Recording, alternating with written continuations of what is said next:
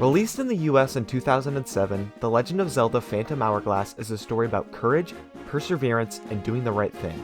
At the time, and even nowadays, it is regarded as one of the weaker games in the franchise, not known for a heartfelt story or innovative gameplay mechanics, instead known as an odd child in the franchise with seemingly boring dungeons and a sometimes painful way of playing. This can discourage new Legend of Zelda fans from trying the game, and give people who actually dislike the franchise more fuel for their fire. But what if I told you, this game is actually a hidden gem, having some of my favorite characters and story in any game till this date.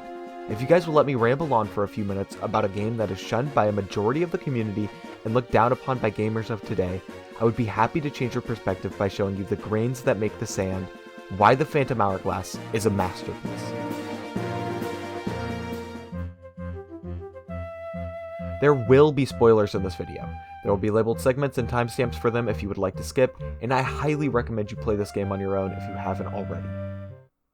As they are sailing across the sea, Tetra and her crew run into the mystical ghost ship. Climbing aboard without her crew, Tetra lets out a scream and the ship starts to drift away. Before it can though, Link jumps overboard, grasping onto the ghost ship before losing his grip and falling into the ocean below. In a dreamlike state, the last thing heard is Tetra asking Link to save her.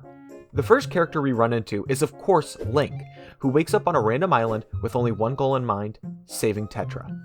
This is made abundantly clear by how serious and determined he looks throughout most of the interactions around her, and is also construed through the hardships he goes through for her later on in the story. Joining him is Ciela, a fairy that wakes Link up and accompanies the player throughout the story, uses not only a solid force to drive the game forward, but quite surprisingly a beacon of hope and a testament to courage in a world full of arrogance and contentment. These two characters, along with another that we will dive into later, are the main trio of the story, going around the land of the Ocean King to free spirits who they need help from to locate the ghost ship, as well as find items to hopefully gain the power to beat whatever trouble they encounter on their journey. Along their way, they can meet a variety of people, coming from many different races, backgrounds, and lifestyles, which gives way to one of the game's biggest achievements. Like its predecessor, The Wind Waker, Phantom Hourglass has a very unique take on the design for the world it takes place in. Leaving the more realistic characteristics behind, it instead chooses to accentuate details in every character, most commonly seen in the small feet shown throughout the game, but also noticeable in other unique body portions, like this guy's mouth, or just how round some of these people can get. Like, seriously, where does the neck begin and the body end? This guy, for example, though, you can tell that Gazpacho is a mechanic of sorts who takes his job seriously, or that Edo is always getting injured, and with those glasses, it wouldn't be too far-fetched to say he could be an inventor. Even the giant golden frog seems like a natural-born swimmer with how oily his texture is, and he seems pompous just by looking at that sophisticated mustache. You don't need too much context to know how a good chunk of these will act. A man who hates his job, a man who just wants to do his job, a gentle barkeep, a fortune teller, or the Goron chief. All of these character designs properly portray how these people act, and it isn't always a direct implication on how they act. Some designs are used in more plot-relevant reasons. For instance, early in the game, on the second island we go to, we meet a family who have become fatigued by the departure of their father/husband respectively, who sailed out to sea in order to discover uncharted lands. They are both maddened and frustrated by his absence, and in an act of revolt, the son decides that he doesn't want to do anything, being content where he is, and despising his father, a wayfarer, for leaving. However, after Link finds the shovel and locates the father's old second secret hideout, he can tell the son, Romanos, that his father cared about him, and that he couldn't stand just existing anymore, and that he wanted to live by exploring the seas up north. This changes Romanos' perspective and leads him to opening up a shooting range in order to save up money so he can one day go to sea as well. But this isn't where the story ends. Sailing up north himself, Link discovers a small island, of which there is only one direct inhabitant, who seems oddly familiar. This person is known only as the Old Wayfarer and strongly resembles our old friend Romanos. It is heavily implied that the Wayfarer is actually the father of Romanos, not only with the name, but with his appearance as well. And that is just two of the ways that design is positively used to reinforce the story, not including the entire race of the Anuki, or the Goron, and how one of them single-handedly broke the Goron subset by wearing pants. Those are not pants, that is a diaper. Being one of the two DS games that are a weird mix between 2D and 3D, it should come to the surprise of no one that one of the biggest flaws of Phantom Hourglass is its visuals. It should come as a surprise that the visuals are actually anywhere near this good. Compared to the previous handheld Zelda game, the Minish Cap, which came out about 3 years earlier, or My Sims DS, which has a relatively similar art style and came out the same year, the step up in graphics is a huge understatement. Falling back on the previous point, the game tries to replicate the feel and style of Wind Waker while adding its own unique touch. And for a handheld game on the DS, and even to some standards today, it holds up really well, managing to fit the pixelated feel into the art style, and I don't believe this could be shown anywhere better than the world itself. When you first leave the island, you get on the ship and start sailing the sea, getting your first glimpse at what the islands actually look like without having to conform to the DS's layered restrictions. You can see the wacky shapes that form in a world where it's normal to live on islands across the sea. Ranges of mountains turning into walls, separating towns, tops of volcanoes, once civilizations that prospered, now in ruin due to mysterious powers at play, slightly sunken cities you can reveal with contraptions. The world of Phantom Hourglass really has it all. Even on the islands spread across the map, a world in which the ocean is one of the largest forces in play can be felt, and you can feel this not only with textures, but the layout as well. Having split islands, islands with unique layouts that require strategy to get through, islands with so many layers they could legally be considered cakes, and even an island shaped like a DS. Maybe not that one, but the point still stands. I think one of the greatest examples of the layering and depth of an island can actually be found on the very first island itself. Being one of the few islands that actually has a shore, it is the island Link washes up on, and it is also a prime example of the world he is brought into. The first case of which is shown when discovering the bridge connecting to the village is busted. While not directly caused by the ocean, there is something to say that the town has gazpacho, the only known repairman in the game there to fix it. Returning there later, you can find the bridge repaired by some planks and nails holding it together, implying in a sense that a permanent solution might not be so permanent. Oh no! Our bridge. It's broken! Not only that, the smaller details that help build the world can be found everywhere, whether it's the ships that roam the different quadrants of the map, the islands in relation to one another. This game cares about what is going on and where it is happening, and while it sometimes falls flat, I'm looking at you, DS Island, it picks itself back up in ways you weren't expecting, another way of which is the dungeons. This game has what seems to be the average number of dungeons in the Legend of Zelda games coming in at an even 8, ranging from a fire temple to a wind temple, and of course, the fated Temple of the Ocean King, the recurring dungeon of the game. This is where the game can fall short for a lot of people, as the layout of the dungeon needs to be ran through multiple times, but I actually think this is where the game shines through the most. Being the main dungeon of the game, Link is forced to progress by leaving, getting an item, and then returning to the base temple, to delve deeper and unlock the quadrants of the open water. This is a very tedious task for some, but unlike most other dungeons, this game actually gives you a reason to replay this temple, the namesake of the game, the Phantom Hourglass. This dungeon item is one of the only things that stops Link from actively losing hearts as he progresses throughout it, and can be upgraded with more sand that you can get from defeating bosses and salvaging treasure. Only having a certain amount of time within the hourglass itself, it can drive players to ensure that they are hasty in clearing the dungeon, and give way to creative new tricks, or more obscure ways to solve their dungeon dilemma. While there is only one exit, the path you take to get there is really up to you. In my recent playthrough of the game, I found myself using a new way to progress through the dungeon nearly every time. Re-entering with a new item, it gave me a new way to progress, and when I got to the final part of the game, unlocking the Phantom Sword, I couldn't help myself but running through the entire dungeon again, hunting down all the possessed dark nuts that gave me so much trouble running through the first few times. In my eyes, this dungeon specifically paved the way for future releases, such as Breath of the Wild's take on dungeons, allowing the free-flowing creativity of the player to make their own way of getting through it. And while it may be a bit of a stretch, I think this game also has some of the best puzzles in the series, making you fully utilize the mechanics of the DS to solve unique puzzles revolving around the items that you collect throughout the game. I believe this shines through the best in the final dungeons of the game, but specifically in Mudo's Temple, the final dungeon you encounter. Before even entering this dungeon, you have to solve a puzzle on another island, which if you aren't paying attention can stump you for quite a while. After you reach the place where the dungeon is, you have to unsubmerge the majority of the island through trials that suggest exploration, and only after completing those trials can you finally access the temple. The build-up does not disappoint. This dungeon fully utilizes your planning and the utility of drawing on your map, beginning as soon as you enter the dungeon, with the first floor being trapped up and requiring you to use one of your gadgets to make it further in.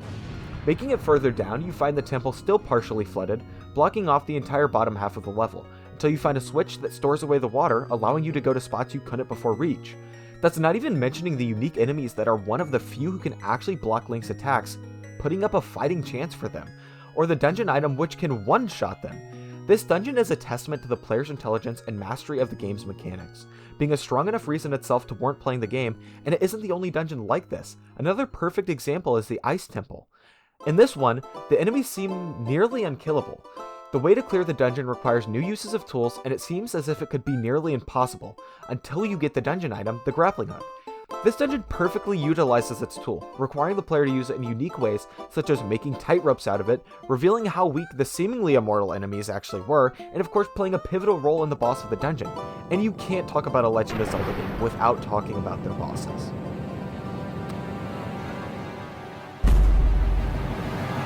Being a part of a franchise known for its unique boss fights, Phantom Hourglass is no exception to this rule. Whether it is in the way you expose a boss's weakness, the arena you fight in, or even how you see it in the first place, the bosses in this game mean business and can trip you up if you don't know what you're doing.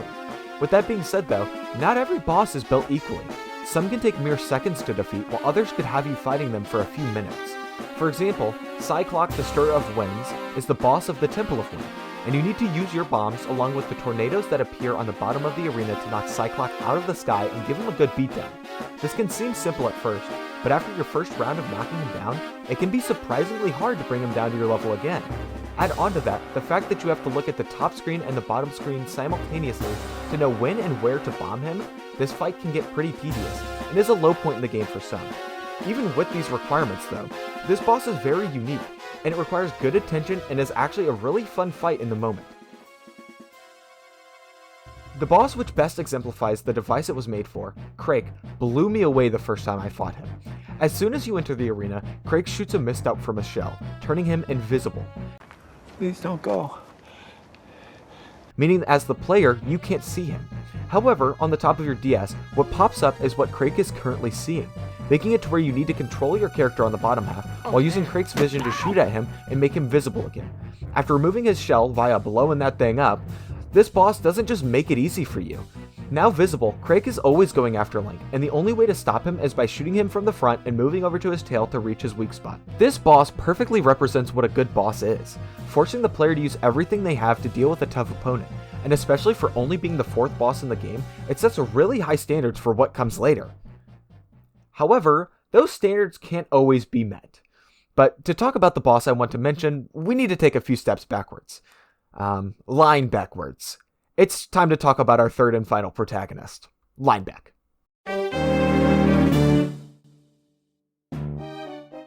From this point forward, I will be going in depth on the story and the characters it involves. If you have not, please go play this game. I promise it is worth it. After Link reaches the dock in Mackay, he is told the ship's owner was last seen going into the Temple of the Ocean King and has yet to return. Making our way up there, we hear a voice calling out for help, and we pan out to see the pompous Captain Linebeck. One of the first things he says when Link finds him, trapped in the temple and needing to be rescued, is, "You're lucky you found me." Yeah. Releasing him from the temple and making your way to the dock, you meet up with your newly founded party and Oshus, the elder of the village. We were introduced to him earlier, but I would like to delve deeper into his character later on in the video. We find out Linebeck's sole reason for wanting to find the ghost ship, and why he is willing to take Link in the first place. It's because he wants the treasure that is prophesied to be on it. A one-dimensional character at first glance, Linebeck is shown to be a greedy captain who doesn't want to get his hands dirty. He doesn't only look down on others, he actively puts them down by calling them names and trying to make himself look better in the process, only showing up when it sounds like there's something in it for him. Linebeck is always seen waiting by the ship after docking, pushing Link to get a move on and progress his adventure so he can hurry up and get his treasure. This is the Linebeck we are introduced to, greedy, selfish, and a coward.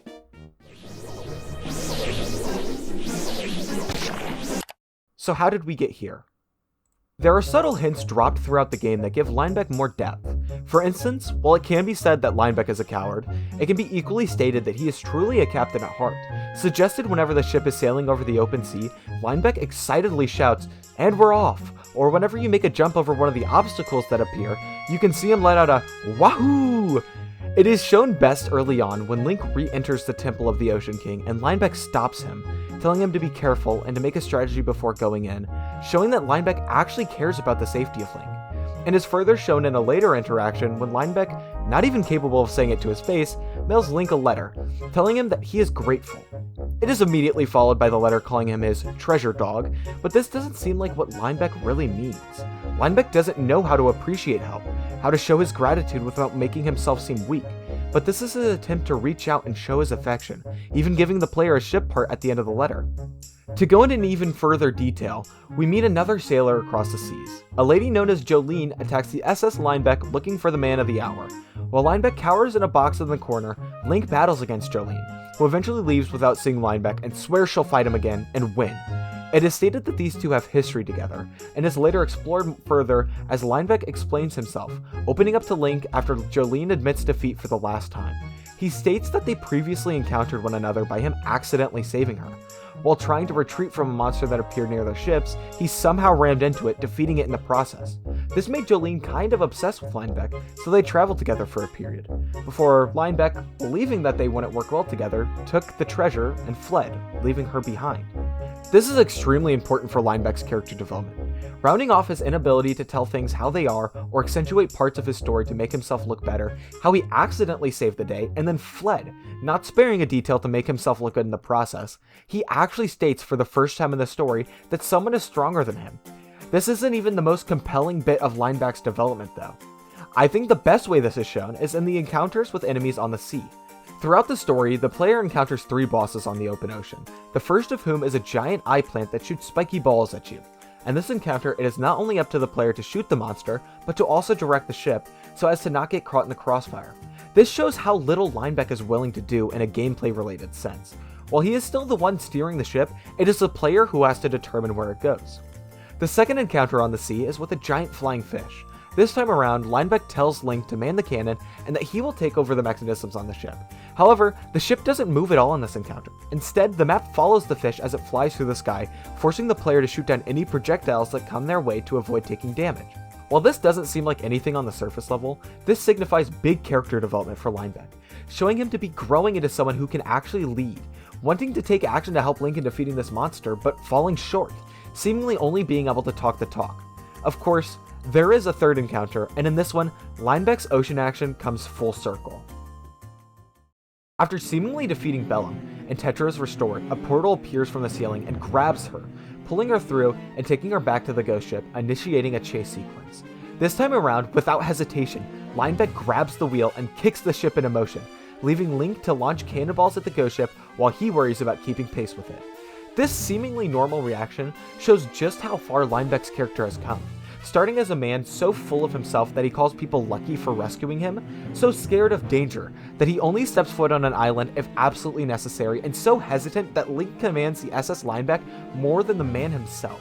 But throughout the story, transforming into someone who does not hesitate to chase after a friend of a friend, someone who not only commands his ship, but commands the attention and the respect of the player. And as the ghost ship sinks and the trio climb aboard the wooden platform debris left behind trying to save Tetra, shows that even though he is terrified, quite literally shaking as he wields the phantom sword, he will act without thinking if someone puts his friend in danger. Linebeck's story isn't inherently one of heroics or bravery like Link's. His goals at the beginning are simple and flat, based upon bettering only himself, wanting nothing more than to become wealthy and seem above all others. But the more the story goes on, the more you actually listen to what Linebeck is saying, the more you look at the smaller details, notice the tiny things he does, the more you realize that the thing he wants most is to sail the open sea. Linebeck's story isn't inherently brave or heroic. Instead, he forges his own story. He carves a path to redemption, and at the end of it all, we get the best and worst boss in the entire game.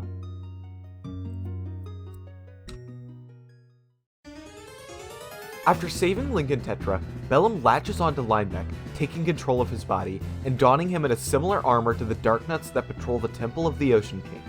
The build-up to this moment is one of sorrow.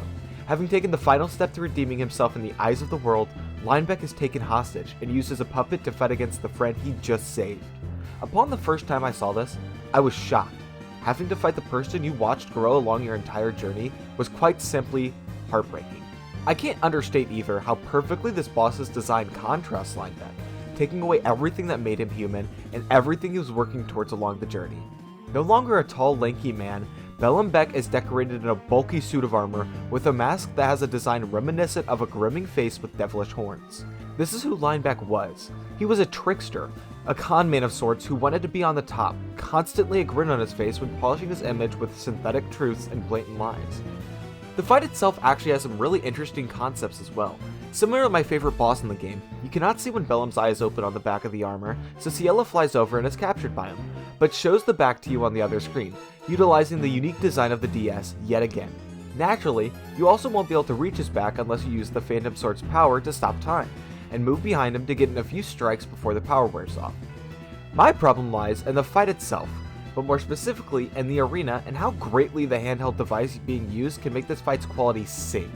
For some added context, the DS was released in 2004, almost a year before I was born, and it utilized a unique way of playing at the time, touchscreen.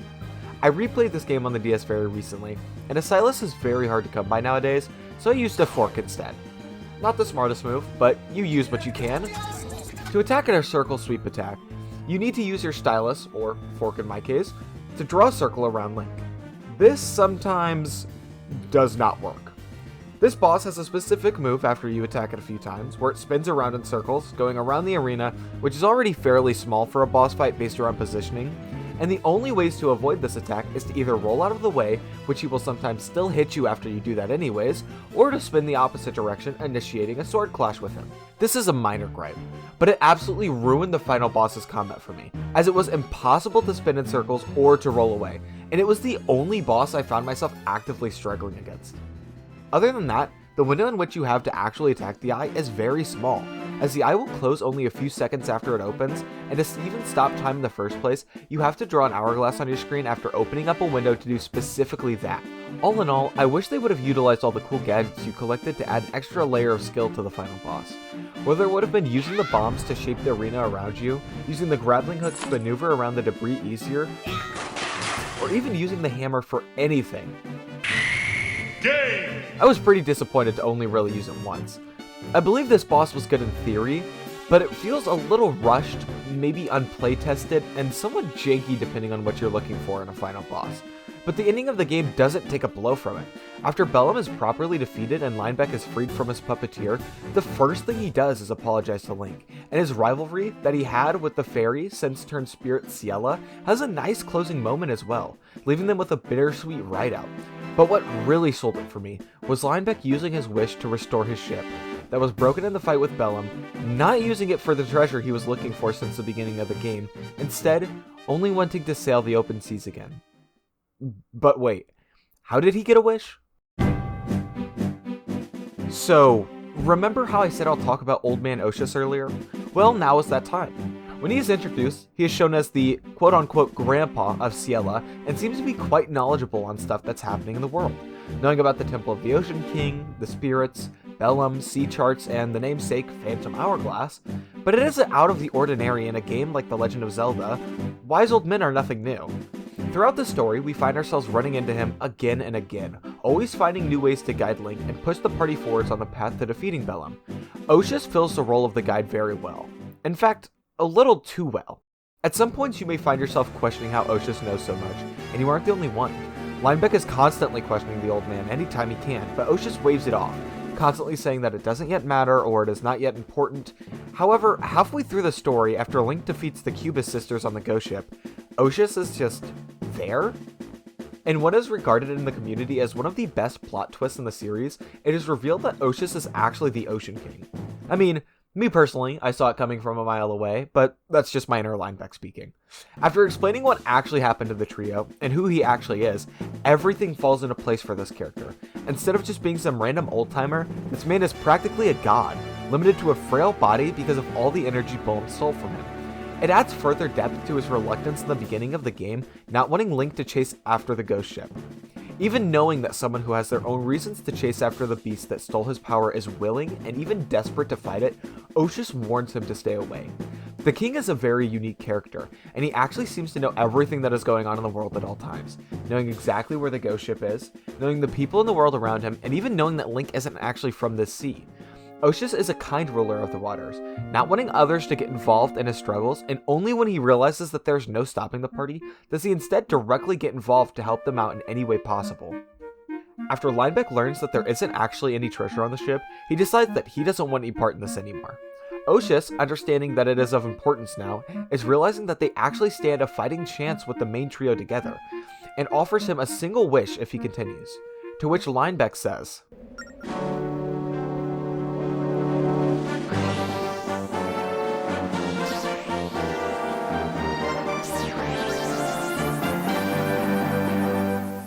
this actually ties into my reasoning for why this is one of the best Legend of Zelda games. The balance of the comedy and the plot.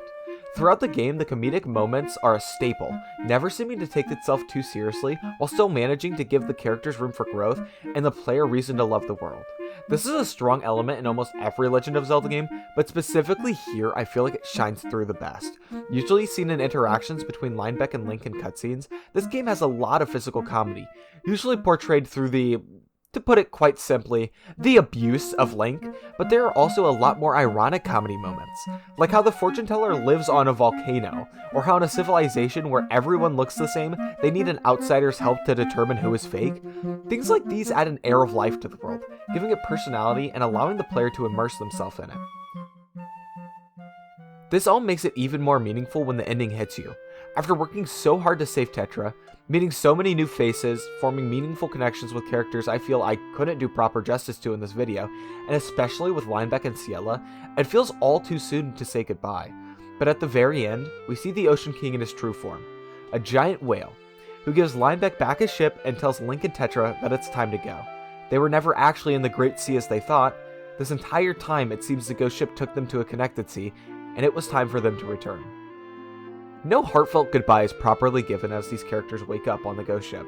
Hearing their crewmates calling out for them, they get up and make their way back to Tetra's ship, and as Link is still a little confused, it can be overheard that it has only been about 10 minutes since they leapt onto it. Taking their eyes off the ship for what seems to only be a moment, they look back and it's no longer there, leaving behind not a single trace and implying that maybe it was only a dream. This video is probably already long enough to make short-form content enjoyers age 10 years, but there are a few more things I would like to touch on. First thing being the puzzles. I mentioned this earlier, but this game's puzzles can be a little bit hit or miss for most people, when, especially with the sheer number of them in this game, it can be quite overwhelming. And while there are a bunch of them that have simple solutions, I found myself getting stumped more times than I would like to admit. Sometimes things aren't so obvious. Sometimes things are so obvious you overlook them. In terms of puzzles, I think this game actually does really well, making it where no matter if you've played before or never touched a puzzle in your life, the pieces will make sense eventually. And every one of them has a solution based around where it is. Some people will argue that the game falls behind in terms of strategy later on, but late game is actually where I arguably struggled the most, sometimes having to think outside the box to get where I wanted to be, and in a Legend of Zelda game, there isn't much more you can ask for. Another thing is the sheer volume of content in this game. Replaying it for the first time in years, I swept through the game in a good 20 hours, and typing this now, I feel like I could sweep it again in 18. But the amount of collectibles, hidden dungeons, interactions, and world exploration could easily keep you engaged for 50 plus hours, and I still believe this might be on the light side. This game has quite a few minigames to play, reasons to revisit old islands, and of course, ocean to explore. And honestly, even after I found myself beating the game, I booted up my save before going on the ship and going around somewhere just to see what cool stuff I could find. This game gives you stuff that you can go back to later if you want to take your time with it, and while it might not give you the open world experience that is Breath of the Wild, it does better than most other Zelda games it is commonly compared to. I feel where it starts to fall a little short is its sound design. Not having unique tracks for the dungeons, it can make the game feel a little bland at times, and hearing the same track every time you go to sea can be a little bit boring for some people. If I had the option to change one thing for a remaster of the game, it would honestly be the soundtrack. Just having the ability to differentiate where you are by hearing a recognizable motif, sound can really reel people in, and this game just doesn't do the best job at it. Besides that, there are only two other things that this game makes me despise, and why if anyone says that the Phantom Hourglass is a bad game, they're probably bringing these up, and they both have to deal with ship mechanics. Of course, I'm talking about the combat and the salvaging.